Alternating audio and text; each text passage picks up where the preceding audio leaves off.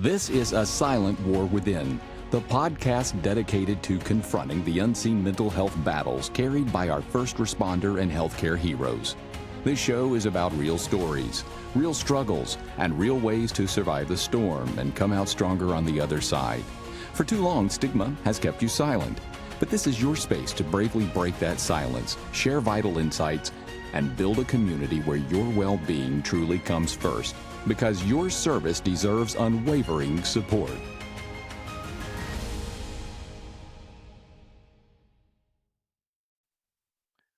Hello, everyone. Happy to have you with us here on A Silent War Within. Obviously, my guest, well, not my guest, but my co-host, Michaela, is on a little mini vacation in New York City. New York City is not necessarily what I would call a mini vacation, but that's what she called it. So she's not with us today, so you just got me. My voice is still recovering from a horrible sinus thing. I don't even know what it was that went around. Yeah. It was pretty awful.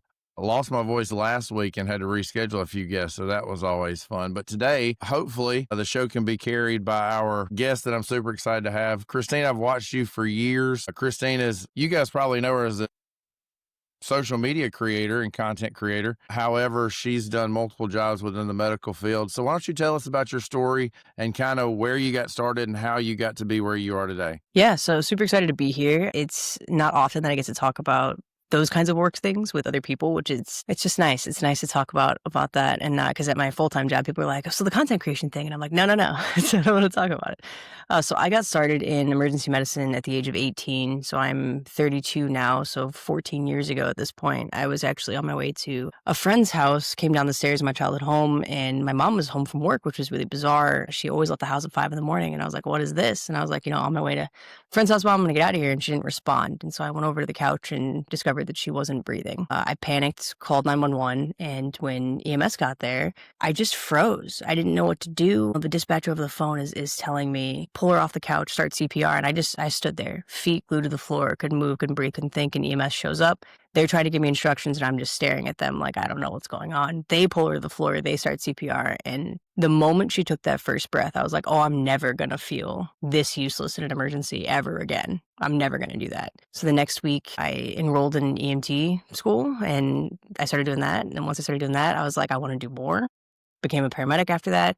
And then once I became a paramedic, I realized I wanted to do more than that. It was really defeating to drop patients off at the door and not know how they end up, if they're set up for success at home. Obviously some of them we see again, but most times I just never knew how those people would shake out. And I wanted a step above that. I wanted to understand more of the pathology, what was going on, and also how to better help my patients. So I got my bachelor's degree in biology and then PA school. And now I'm here 14 years later. So it's really cool that you have a personal connection with EMS, and kind of what drove you into that career path was seeing someone that you love having a medical emergency.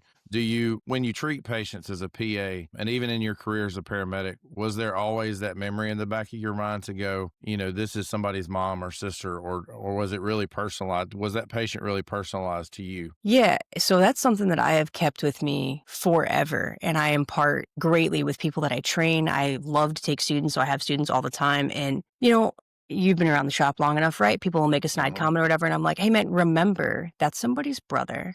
That's somebody's dad. That's somebody's cousin. Imagine somebody was saying that about your brother, your dad, your cousin.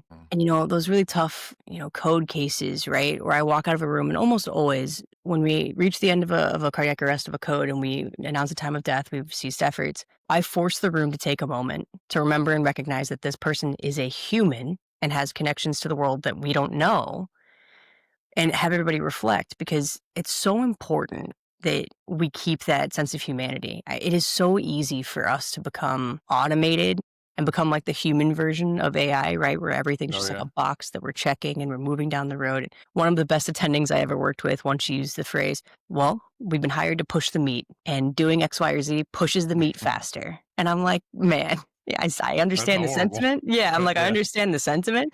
Yeah.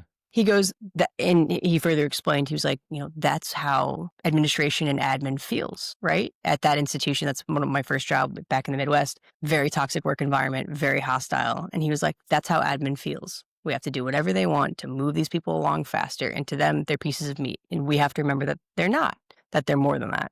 And so, yeah, that's absolutely something that's been in the back of my mind forever. And what keeps me going on the hardest days is like, there's a lot of days at work where you're like, I don't feel like I helped anybody. But Yeah. then you remember that, these people, it may not have been your emergency, but it was their emergency and you were there to see them through that. And I tell my wife all the time, like, the biggest part of my job that I like is I like to be the calm in everybody else's storm. Because in my storm, I couldn't do that.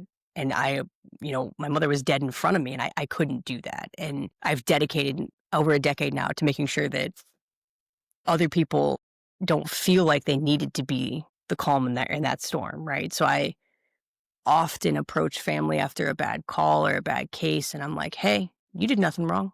You did everything you're supposed to do exactly how you're supposed to do it. Because I remember when that firefighter pulled me aside and said, she's all right. We got her breathing again. You did the right thing. You called 911, right? Because I had guilt forever. Sure, It was sure. it was horrible. And I then as a medic met that guy, that firefighter. I worked with him on a few calls and I was like, you probably don't remember this. And he was like, I do. He's like, 4 years ago, right? I was like, yeah. He's like, and look at you now. Thanks, man. He catapulted your career and didn't even realize it. Yeah. And it turns out he's actually a super good guy.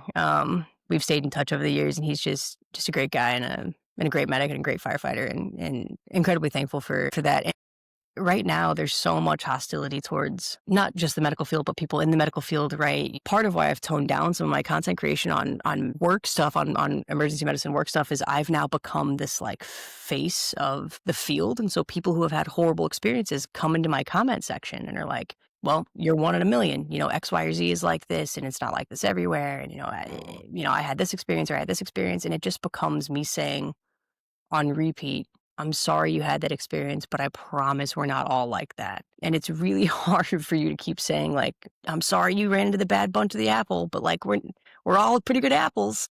And so I've in recent months in the last year or so, I've really dialed it back unless I've had the emotional bandwidth to be that space, because these people just want a space to vent and let us have it. And I get it. But some days I just don't have that bandwidth. So I have lately been posting mostly about, my journey being a new homeowner, which is just a whole other thing. But it's just, it's tough to have to be the face of the good people in medicine when there are so many of us and so many more of us than bad ones. True.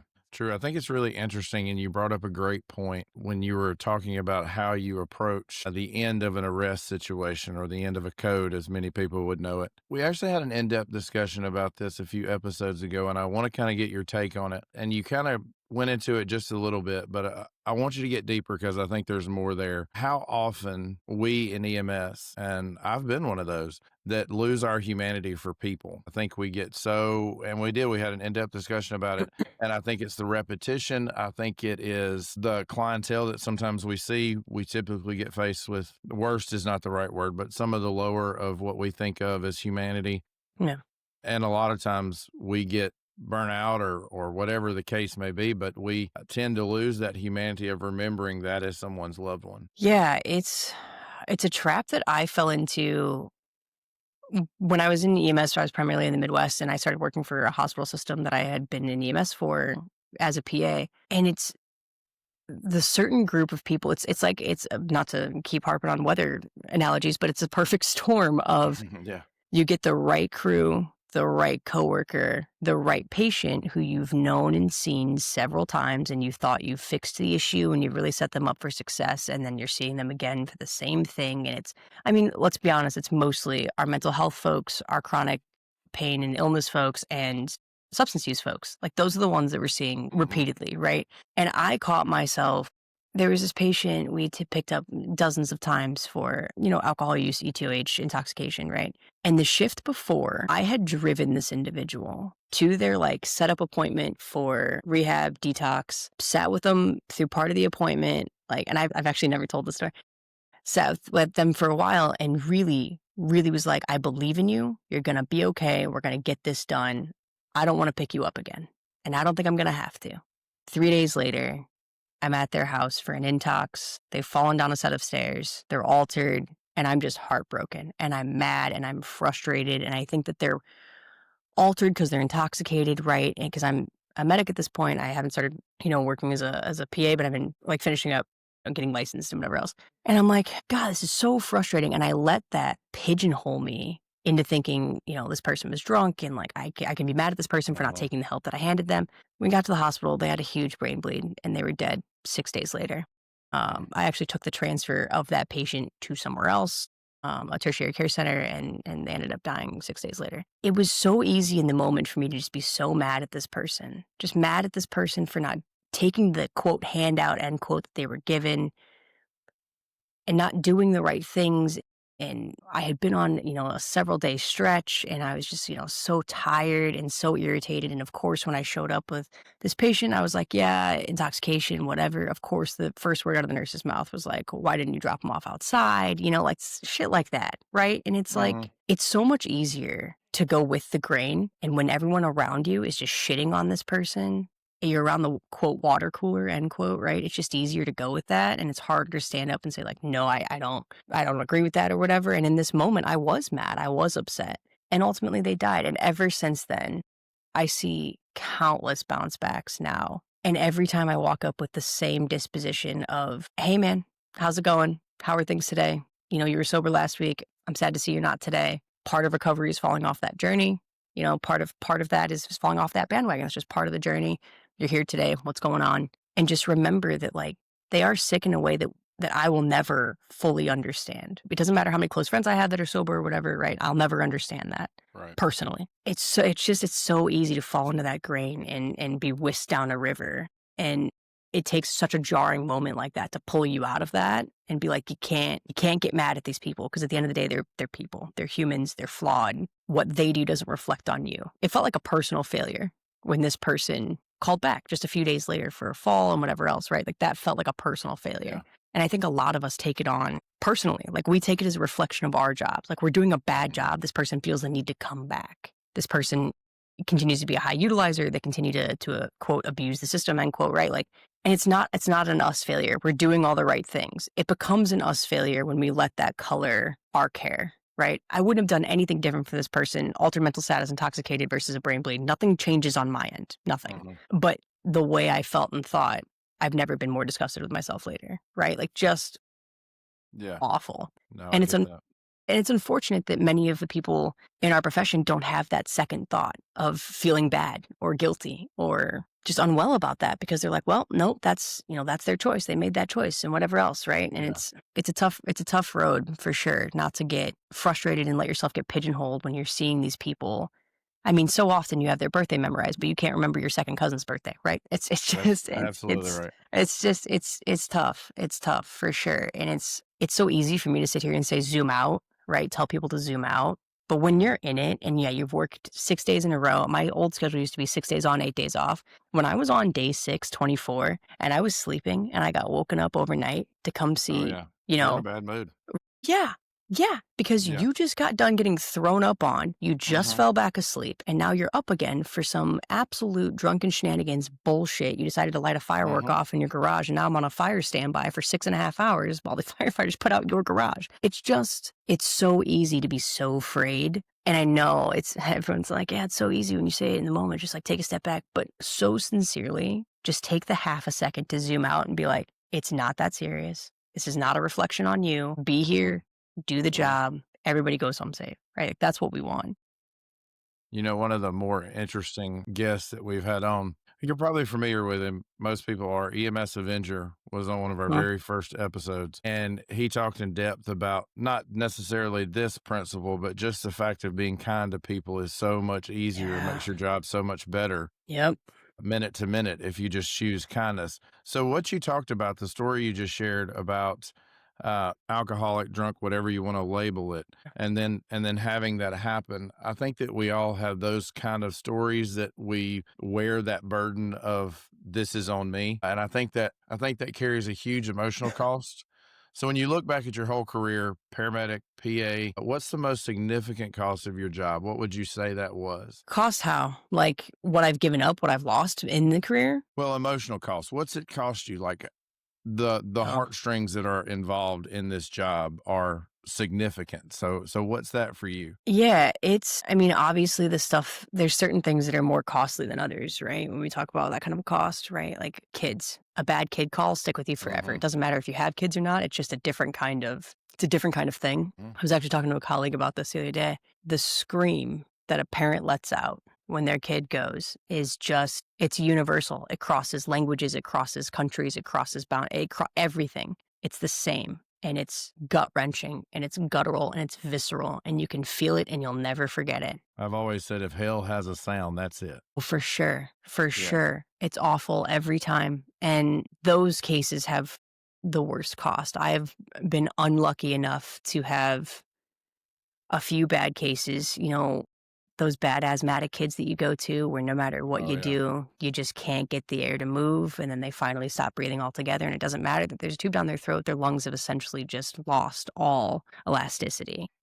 And they can look so good for so long, and then they don't. And it's just awful. And those are the tough ones. And then, I've had a nickname a few months ago in the department. They were calling me the Grim Reaper because 3 shifts in a row, had several surprise you have cancer conversations.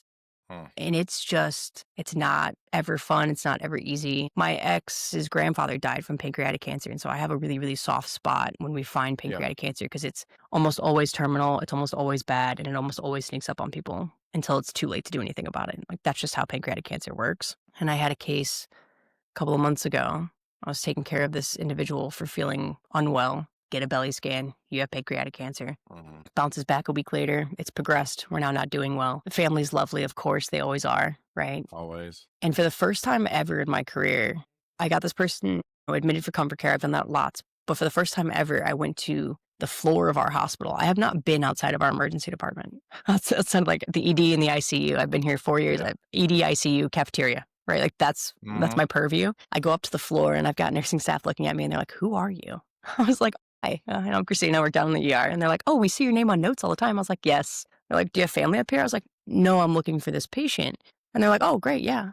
I go in there and I visit with the family, and I followed that individual and that family for the entire 4-day stay over a weekend. I visited every morning. And for the first time ever, I gave this individual my phone number, their family member my phone number. And I said, if you need anything, if you need help moving things, they were, elderly. I was like, if you need help moving things, if you need help planning things, if you need whatever, you let me know. By complete happenstance, 2 days later, their neighbor who had been there, who I had met, whatever, comes in for their own emergency. And on the way out of the triage room where I was with them, they said, "Oh, and by the way, they died." And I was just like, I was heartbroken about it. I didn't know this person. By the time I met this person, they were like, so altered. They weren't there, right? But this family member was telling me all about how lovely this person was, and I connected with that family member, and I just so badly wanted to be there for that family and to help. And it like really restored my faith in humanity, how lovely these people were in dealing with this horrible thing. And those cases cost me a lot. I go home that night, I hug my wife extra, and I'm like, it's the older I get, the more I realize how heavy these kinds of things are. Terminal illness conversations, I have very honest conversations with my patients. I'll walk in and go, "Here's the thing. Scan showed a mass. I don't know what that mass is. I don't know how bad it is. I don't know if it's no big deal. I have no idea. I can only present you with the facts that I have, and that's all I have right now." And being comfortable in that silence is so hard. Nobody teaches you how to do that, right? Nobody teaches you how to just sit there. Everyone's like, yeah, so then you just move on to the next case. You move on to the next call. And I'm like, no. Yeah. You have to sit in it, and you don't get to say anything to make yourself feel better. It's not about you. It's not about you. You sit there in complete silence. We just had a trauma arrest not too long ago. The attending was very busy. The department was slammed. I helped with the arrest. We called it. And I was like, "I'll handle the family." And they were like, "Are you sure?" I was like, yeah, I'll handle the family. And I went and got this young family, brought them in to see their loved one who had passed in a traumatic way. We tried to clean the patient up as best you could, but when it's trauma and you have, ME involvement, you can't remove tubes and stuff. For those of you who don't know, a medical examiner requires that all tubes and lines and everything stay in. So you can't remove that stuff to make them, quote, more presentable, end quote, to the family. And I stood in that room in silence as they sobbed and fell to the floor and everything else, because that was my job, right? My job is to be a source of information and the calm to that storm, right? Like that's my whole job. And being comfortable in silence is something that's like so hard to do. And that makes the emotional toll higher, right? Because now I can't say things to make myself feel better. Now I'm just piling it all on myself. And then you got to walk out of the room and go see your other 10 patients that you've had waiting forever. And then you look at your coworker and you're like, that sucked, right? Like, that was horrible. And then they're like, yeah, no, that was awful. Yeah. So anyway, bed 9. And I'm like, yeah, right. Bed 9 needs that thing that we talked about. Yeah, but there's such a power in presence for people. Yeah. Like, being present for someone makes all the difference in the world. That's not just coming from somebody who's been in EMS for 20 years and done everything from leadership to dispatching. There is such a power in just being present for someone in that moment. That's coming from somebody who has lived trauma. There is, and I'll tell this story. My mother-in-law died in a motorcycle accident, a very traumatic way. The same kind of thing. We had to do all those things that you described. Just not a good situation. But there's a nurse in Springfield, Missouri right now that we are still friends with, that has come to multiple of my son's birthday parties, that she was just present. She didn't try to say anything. She didn't try to do anything. She was just there for us if we needed her. She just stood there. And there was such a power in that, and connected us to her in such a way that is unexplainable, just simply unexplainable. Yeah. I mean, you're seeing real humanity in real time. It's that moment where you connect with another human and you go, it's a silent conversation where your eyes just look at each other and you go, I could be you, right? And you could be me in the situation. A matter of happenstance and circumstance is what has put us in these positions. And people don't, it all sounds so corny, right? And you read it in a book or whatever, and people are like, this is ridiculous. This is a Netflix show. I'm like, you don't know it until you experience it. And it's the same thing with your coworkers. I've explained this with my wife about how eye contact for communication is so important to me, because in the department, if you need something, you're not shouting for it. Your eyes are up and you're looking around, and somebody that knows you sees those eyes and goes, what do you need? What can I find you? Right? Like, that kind of communication happens during emergencies. It happens during, all these moments. But one of the most special things is when it happens in a moment where that human just needed you to be there for them. And you just recognize that you two were just there, and time and space falls away. It's so bizarre, but you're just there in that moment in such a profound way. It's one of the better parts about my job, but it's exhausting. It makes a 10-hour day feel like a 30-hour day.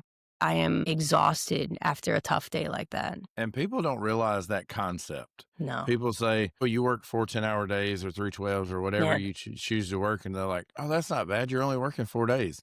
I'm like, you do not realize that 3 12-hour shifts can be absolute hell in a way that you didn't know that hell existed. Like that. And it can be a lot. Right. And it's so different, right? Like, just the other day, I don't get fired by patients very often. I really don't. I pride myself on that. The soft skills, being kind, those are so important, and so much more than people think. They're like, oh, I have to know this diagnosis and this. And I'm like, no, you have to walk into a room and go, hey, homie, here's the thing. You don't want to get this scan. Here's why you need this scan. So we're going to do the scan. Okay. Like, let's do that in a way that the patient's like, yeah, you're right. We should do that. We should. And I'm like, yeah, you're right.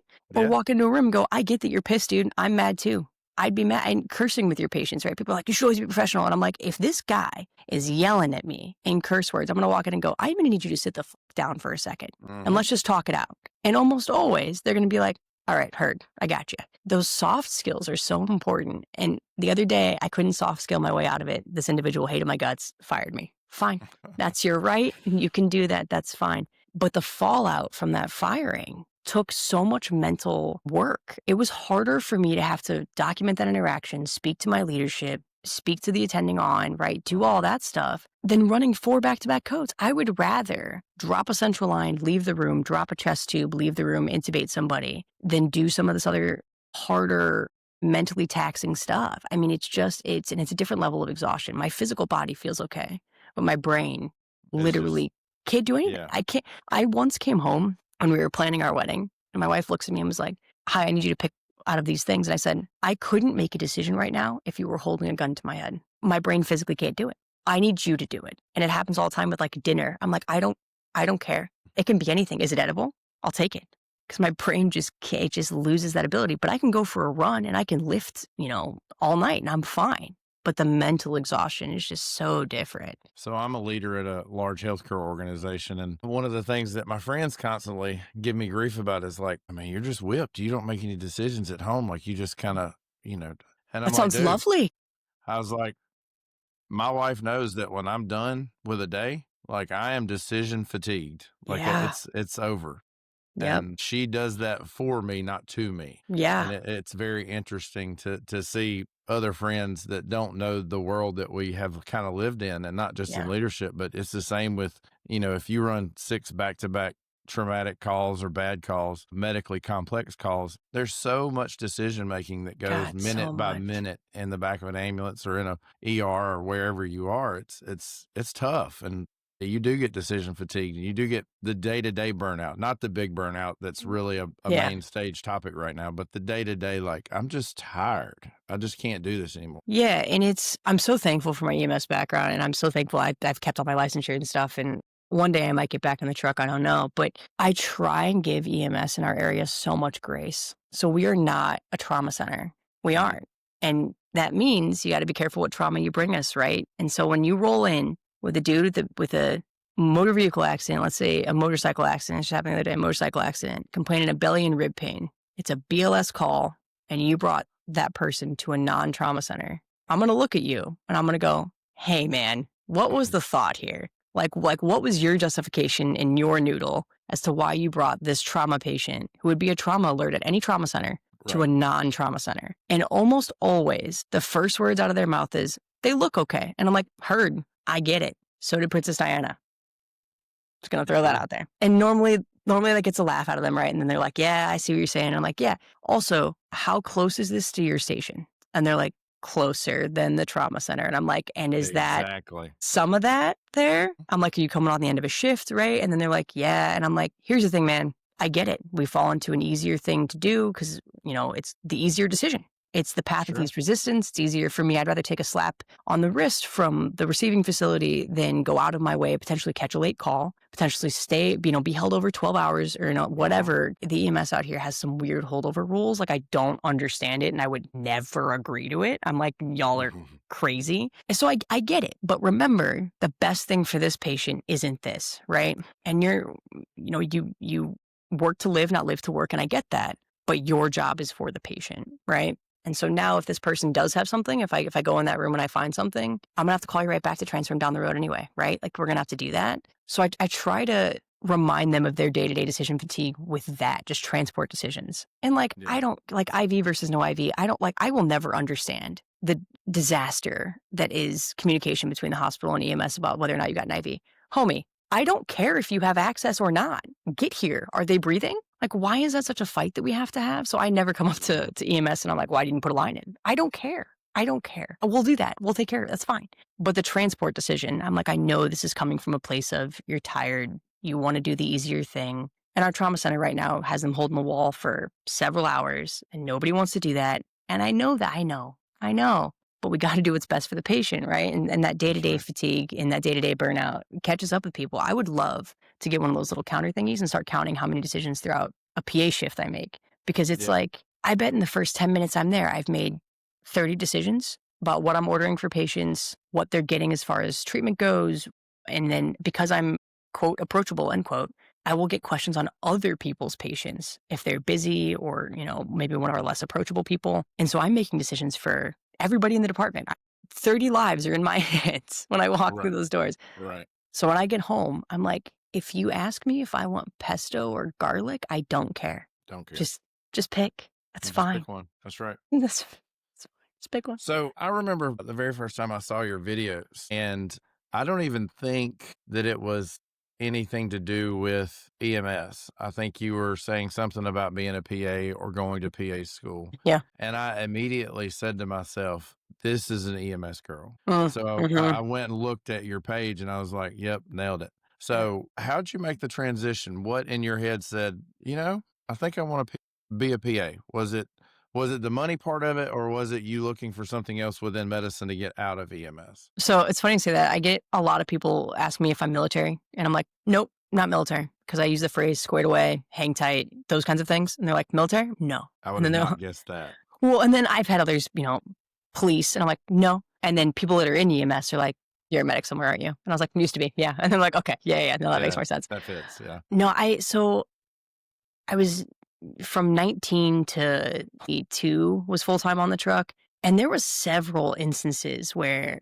I got hurt, whether it was lifting somebody from, wedged in between a toilet and a bathtub, that like disaster of a patient move. And I felt myself becoming physically less able. I mean, and I saw all my like good friends, coworkers who were like, yeah, I go to a chiro 6 days a week because my back is so shot. I get injections. I'm having a back surgery. Like just the physical demand on the body. I was switching between days and nights. And so my sleep schedule was just like wrecked. And I'm about to shock America here. When I graduated as an associate's degree holding paramedic with my national, which at the time is important because not everywhere required your national, and I was practicing in Illinois and in Iowa, and you could do either way. You could do a state license or you could get your national for both of those states. And many of my coworkers only got the state license, and I got my national, so you got like a little bit of a pay bump for that. With all of that, I was making $14.50 an hour. So $14.50 at 19 years old to be in charge of saving a life. So I show up to a home, we're doing CPR, I'm putting a tube down somebody's throat,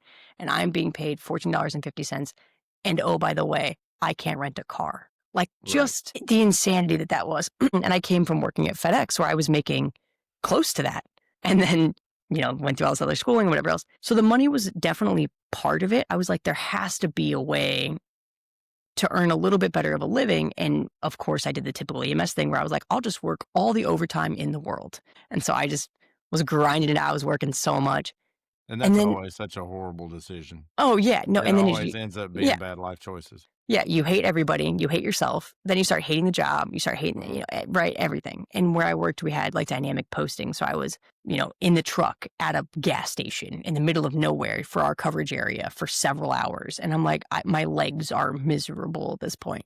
But I was having several moments of really critical cases where I would drop them off and then I'd have no idea what happened after. And my mom, the incident that got me in EMS, right, she actually had an overdose. It was a suicide attempt. She went through, menopause, and that shifted her brain chemistry, for lack of a better term, like a true major depressive disorder, eventually diagnosed with bipolar disorder. And I saw how hard it was for her to get any care past that initial EMS visit. I mean, it was just the follow-up care on the outpatient side, just any version of anything past just that initial drop-off it was so hard to get the care that they needed, that she needed. And I said, I really want to be a part of the system that does the next step, right? Like it just felt like I was almost doing my patients a disservice, dropping them off the door and then saying, see ya.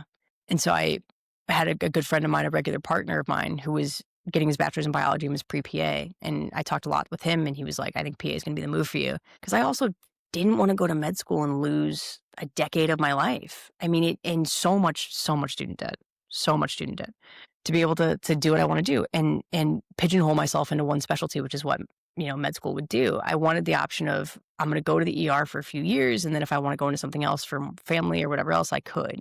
And so PA school was that. And then once I got into it and started learning so much on a deeper level, I was like, oh yeah, no, like this is the best move for me. And the fact that I can now at work, I walk in, right, I drop a chest tube and then I look at the attending and I'm like, and this is your problem. And then I leave. Right? Because I still have that freedom of being like, and I'm not the doctor, bye. Or I keep the patient and I'm like, nope, this is my patient. I'm the primary. And I'm lucky where I work that they're like, yeah, this is all you do. You need me? I'm here. Like if you need anything, I'm right on the corner, but otherwise this is all you. And that flexibility of deferring to somebody higher up the chain of command is so nice. It's like such a nice safety net to have. Yeah, that's how I ended up transitioning to being a PA. And I love it. I have zero regrets. I miss the truck every day, but now I make X what I made as a medic. If I were to take, if I were to take, that kind of a pay cut, and I'm like, it's better in New England. EMS is paid better in New England, but I don't know, man. I don't know that you could pay me enough to go back into a house to dig somebody out of a crevice and potentially wreck my back. I had so many close calls. It was so scary. I was like, I want my physical health past 21. And it felt like I was going to lose that if I stayed on the truck. I'm really going to blow your mind. When I started in 2007, I started in the Mississippi Delta, which is a pretty rough area. Gang violence, poverty leads to more violence. It's just the constant go back around the circle of life over and over and over. And when I started as an EMT, I was making $6.15 an hour. And then when I got my medic, it was $12.75. And I thought I was making bank at $12.75. Oh, God. But it's just like, what are you doing, man? I mean, I had the same thoughts. I was like, what are you doing? So It I just went felt on to so get my disproportionate. education. Yeah, it does. It does because literally I have had gunshots fly over my head. I have been Yeah. shot at, and it's like I can remember rolling under the ambulance during that. And my partner, who is kind of a comedy guy more so than anything else, he said, "You're making 615 for this." And I was like, Yeah. this Oh, is God. awful. This is awful. This is awful. Now, I love the EMS and I still do for what it is. And I do still miss the truck. But yeah, I just don't think, for one, I'm one of those that my back's wrecked. So I don't think I could go Yep. back if I wanted to. Yep. I would have more injury than time at work. So, but anyway, how'd you go from, because PA is a little bit different than EMS. So PA is, like you mentioned, 10 patients. How'd you go from having a rapid fire, one patient at a time, one critical patient to, like you said, potentially having 3 out of those 10 patients be critical and you're still having to do for room 9? Yeah. Yeah. It's been, I'm so thankful I was in EMS because you have to multitask so much, right? So I was fortunate enough, I was involved in some smaller scale like mass casualty stuff. So you show up and you're doing like rapid fire triage and you're like moving all around doing all these things. With a one critical patient in the back of the truck, right? I'm starting the line. I'm looking at the 12 lead. I'm drawing up meds. I'm getting, maybe CPAP on, maybe I'm getting ready to intubate. It's that same skill, except now I have 11 more arms, right? Because now I've got a team of people around me. So what's great is now I can be in this critical case in, let's say bed 2, and I look at one of the nurses that's walking by to help me out, and I'm like, "Hi, I need you to walk by bed 4. Can you make sure that they're still breathing, that they're okay?" Like that kind of stuff, right? So it's so much easier. You're using your brain in a different way. You're managing several things. You're spinning several plates. But my coworkers who have not done EMS struggle much harder with that than what I do, because I'm like, no. You're constantly shifting a priority list, right? So like, do I have the airway in bed 2? I'm working on that. Bed 4 is still doing okay. And bed 5 has stuff that can wait. And bed 6 has stuff that can wait, right? They're here for belly pain, stable stuff, right? Very rarely does a truly sick case have to pull me totally out of rotation to do all the other stuff for my other cases. And I'm very fortunate. Everywhere that I work, if somebody knows you're in a critical case and somebody else comes looking for something, they'll be the first ones to raise their hand and be like, "What do you need? This person's doing X, Y, or Z. How can I help?" It's just so nice to have a support structure, because my first PA job, you didn't really have that. It was not a supportive environment. It was, you got left high and dry, and if that's your problem, it's your problem. And if that gets sent to litigation or peer review, the person that was there with you is going to be like, "That wasn't my problem. Not my circus, not my monkeys." And it's the opposite everywhere I work now. All 3 of my jobs now, if there's something like that were to happen, they'd be like, "No, I was there that day, and this is how things went down in like the X, Y, or Z," right? But having a team outside of just you and your partner, because it's so isolating in EMS. You have you and your partner and your engine, whatever fire company if you have a fire company that shows up, can be rock stars or the worst people you've ever met, right? Like there is not a lot of in between. You either have a crew that's going to roll with you and give you extra hands, or you have a crew that's like, "All right, cool, I'm going back to the firehouse, see ya." Right? Like it's just so variable. And so now having all these sick patients or even not sick patients, having that team is so, so helpful. You don't realize how alone you are in the truck until you realize what it's like not to be alone in that truck. So we talked about decision fatigue. What about compassion fatigue? I feel like we suffer from this. I feel like it's just a natural occurrence that, we are constantly having to give our compassion away, whether genuine or put on. Many people have to put it on. I was never one of those. I was always kind of genuinely compassionate. But at the end of the day, that's tiring too. Yeah, we touched on that a little bit earlier with the high utilizers, right? Like it's so easy to walk in and be like, "Hey dude, you're here again. What do you need? Why are you doing this to me? It's already a hard day. Why are you yelling? Why are you putting up a fight, doing all this other stuff?" It happens, and it happens to all of us. And it's not something I'm going to sit here and pretend that I'm, excellent at. There are bad days where I'm like, I can't today. I just can't. And there's been days where I'll walk up to my colleague and there's somebody on the board to be seen who I'm familiar with. And I'll look at them and be like, "I need you to take that one. I'll take the next one, but I can't do it today. I can't. I just can't. I need you to take that one." And 99% of the time, they're like, "Yeah, great." Sometimes they're like, and then it becomes all right, I'll do it. And like have to go in there. And I'll walk in with a defeated look on my face and be like, "Hey, I'm having kind of a rough day. What's going on? What is this going to go okay today? Like, can this just go okay today?" You don't have it in you. And other days you're putting on more compassion, or you're using more of your compassion to kind of buffer your colleagues who really don't have it, right? There's some days that I'm following a certain coworker of mine into each room and being like, they aren't having a great day. How can I help you? What can I do to help? Just because we have a little bit more bandwidth that day. It's just so day dependent and so patient dependent and so situational, right? I struggle to have compassion for somebody complaining about the wait time when they can see us across the hall doing CPR. Mm-hmm. And that's, it's maybe not the best move, but when I'm in triage, if somebody comes up and they're like, I've been waiting for 4 hours, I'm like, would you like a tour of the department where I can show you that we're practicing folding chair medicine right now because we have no beds and it's standing room only? I will happily show you that I am not gatekeeping some heaven or paradise behind these two big doors. Right. I'll show you what we're dealing with. I've no shame in that. And a lot of times they back down and they're like, I'm sorry. I'm like, I understand that you're frustrated about the wait. It's a long wait. But the good news is all your stuff that's come back so far looks pretty good. And if I can get you out from up here, I will. But I can't right now. But I'll happily. I would much rather be in the waiting room than in trauma room 1. Right. And a lot of times these people are pretty okay with it. But every now and then they'll be like, well, my emergency is an emergency too. And I'm like, because it's an emergency to you does not mean that it's a life-threatening thing. And that's kind of what our job is, to figure out. And do we get it wrong sometimes? Yeah. Triage is an imperfect system. It really is. Absolutely. But a lot of times we're pretty on the nose. And my compassion fatigue is high with those folks who don't understand that they're waiting for a reason. Now, did you ever deal with, through your ambulance career, your PA career so far, have you dealt with the PTSD or the burnout? You kind of touched on a few situations that kind of could be categorized as like carrying some of that with you, and we discussed that. But did you ever have a time when you were like, I legitimately need help? Yeah. So COVID in the Midwest was really hard. We were bagging patients in hallways. We were having serious conversations about who gets the next vent. We were sending patients 6+ hours away. We were just some next level shit. And you're doing that with a mask that's so tight to your face, you're cutting into your skin, right? And you're being told from the people that you trust most that we don't know what this is and we don't know what's going to happen. And I got through that, I thought pretty okay. And then I started working as a PA and I realized like, I've got maybe a little bit more of that baggage than I thought.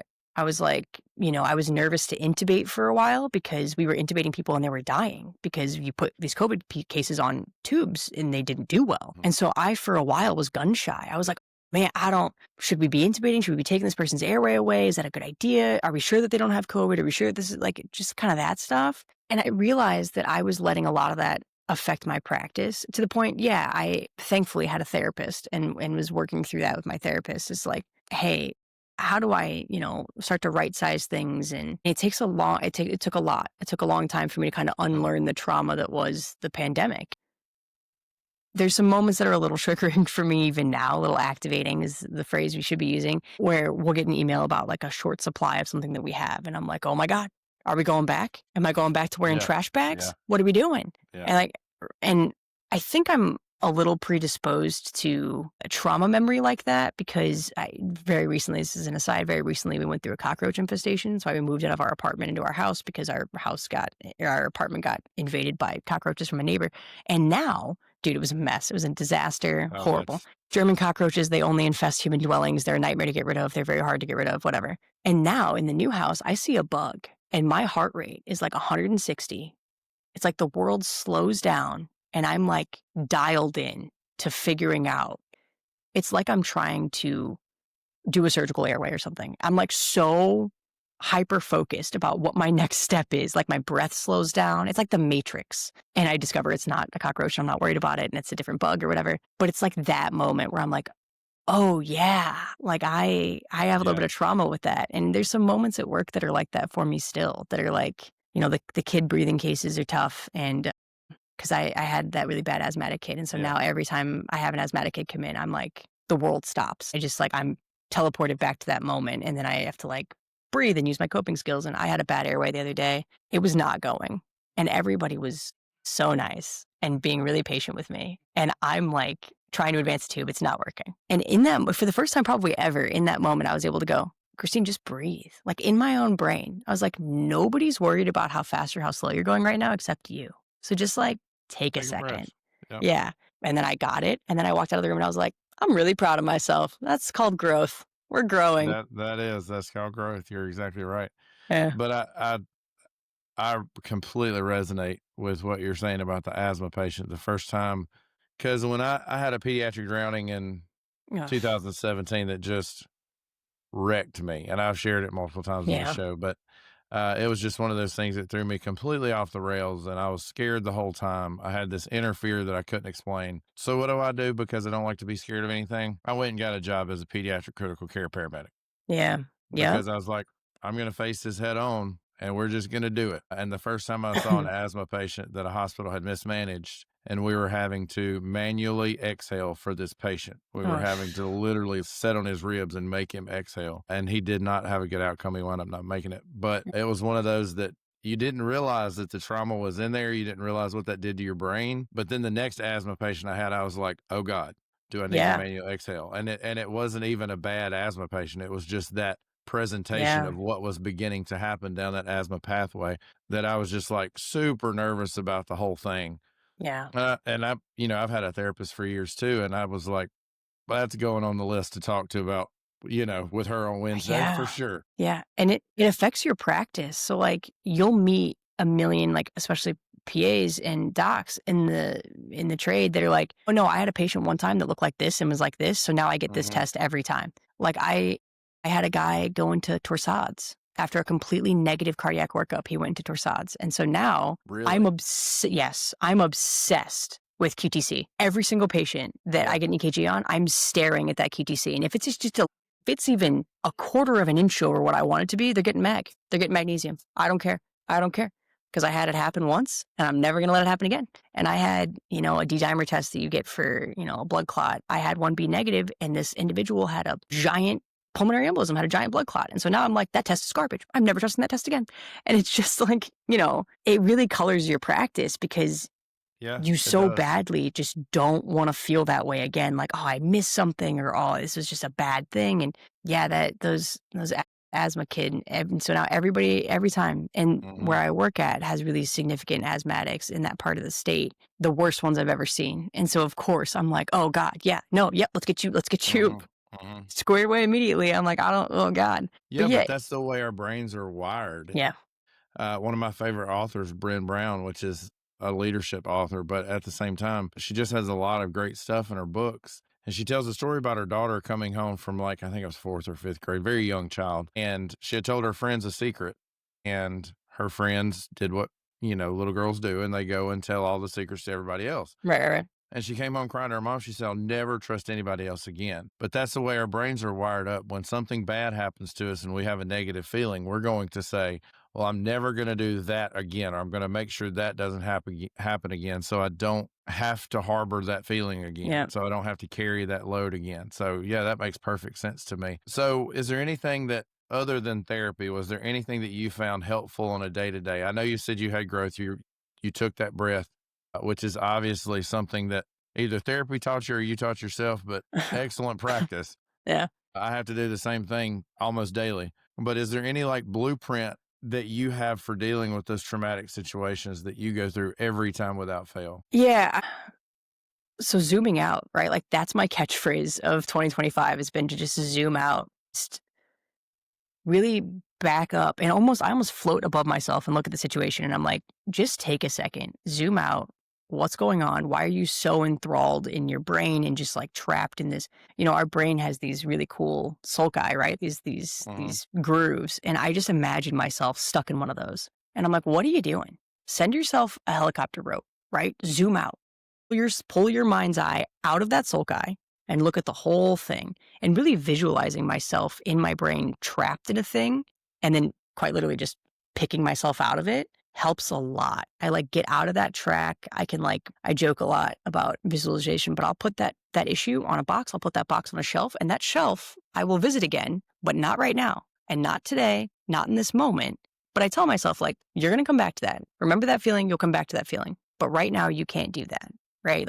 We need to do this here. And the actual physical imagining of yourself and removing yourself from that groove helps me a lot. And it's helped me a lot with, this may not come as a surprise to people that know me, but anger. I was pretty quick to anger before I got diagnosed with ADHD and started on a stimulant medication. And my primary symptom was 0 to 100. So angry, outburst, horrible. But now, I'm medicated and that's gotten a lot better. But one of the other things that's helped a lot is I will feel myself go from, I hold everything right here, right? Like right in my sternum, and I'll feel it start to go into my throat. Like whatever it is, whatever's going to piss me off, the fact that I want to just like shout back, I can feel it coming up. And then I literally look at myself and I'm thinking in my brain, I'm like, Kristine, stop, pull it out of your throat and throw it on the ground. And I will like imagine myself doing that. And then I'll swallow hard and I'll take a deep breath and I'll be like, okay, so I want to yell in this moment. I just need everybody to know that I want to yell, but I'm not going to do that. But here's why I'm upset. And I feel like just the physical, me thinking about removing it like a physical ailment, like I'm pulling a splinter out, has really helped me be able to do that in the moment for sure. And then outside of the moment, to just like stay mentally healthy. I'm doing a lot of like physical fitness now. I'm into jujitsu 4 days a week. I'm running now, which is a new thing for me. I'm like lifting. It sounds stupid, but staying physically active has been such a game changer for my mental health. Like such a game changer for my mental health. It was really bad. And now I'm like doing pretty okay. I went and did that kids camp for kids with CMTA called Camp Footprint.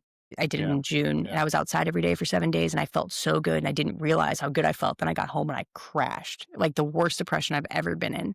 And I was like, wow, like physical fitness matters. And I'm like, I'm not an athlete at all. But like just doing like the Just Run app where I'm like doing a run for 30 minutes, my whole day is totally different. I feel better. I look better. I've had people at work be like, you look like a whole new human. Like you look like you're the healthiest I've ever seen you. And my mental health is so much better. And now I just like, I can't emphasize enough how important like exercise has been to the whole picture. And I'm eating better, right? Like I've cut fast food out and whatever else, but I'm still drinking caffeine. I'm still slamming Red Bulls like there's nobody's business, right? But, you know, you cut out some of the heavier stuff and the difference it's made. Like it's just, I never ever believed anybody that ever told me it was going to make such a difference. And then I started doing it and was like, oh yeah, no, this has saved my sanity. That and sleep. Yeah, God, sleep. Such a huge difference.